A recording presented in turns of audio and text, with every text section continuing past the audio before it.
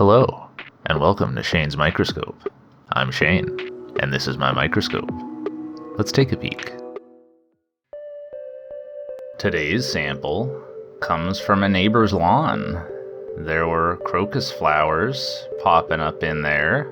Crocus comes from the Greek krokos, which refers to saffron or the saffron plant, and itself is a Semitic loanword. I decided to pick one of those flowers before it got mowed over. So I got some of the pollen off of some stamens and threw it onto a slide because I really wanted to look at something under the microscope.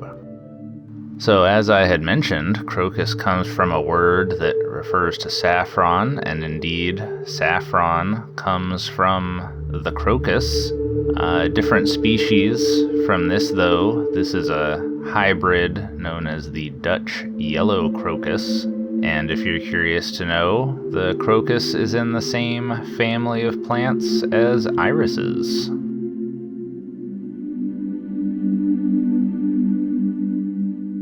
Well, looking at the pollen under high magnification, we can see that I've collected a sampling of mature pollen grains. Those are the large, more opaque ones, as well as some immature pollen grains.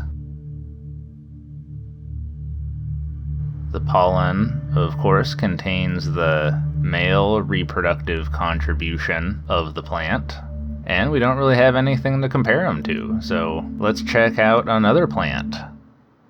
This is a yew bush, and the yew gets these little pollen distributors, and you can see there's quite a lot of pollen that comes out of there. The yew plant is in the genus Taxus, which is simply Latin for the yew tree. And we can see under the microscope that these pollen grains are significantly smaller than they were from the flower.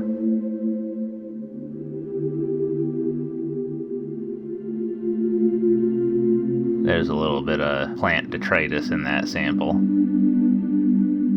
I think it's interesting that some of these pollen grains seem to create a little bubble around themselves. I'm curious if that's a little protein matrix like you get with chia seeds or something. I don't actually know, but we can see that most of the grains have them.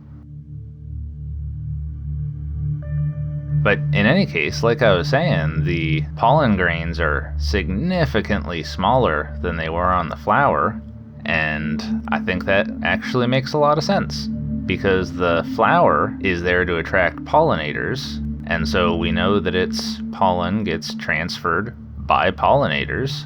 Different flowers are intended to attract different types of pollinators. Some go for birds, some are attractive to insects. There are even a few unusual mammal-pollinated plants, but the yew pollinates by air. And so these pollen grains need to be light and small enough to be able to drift around. You know, that's a much less targeted operation. The plants that pollinate through the air basically just need to throw as much pollen into the environment as they can and count on some of it going to the right place. So the pollen grains are significantly more numerous and much smaller. Well, I thought that was really interesting to look at some pollen grains for two completely different pollination strategies. We can see that indeed pollen isn't simply pollen, there's nuance to it. Well, I'm glad we took a look at both of those. Alright, well I think we'll leave it there for the day. Thanks for having a look with me. Until next time, keep on peeking.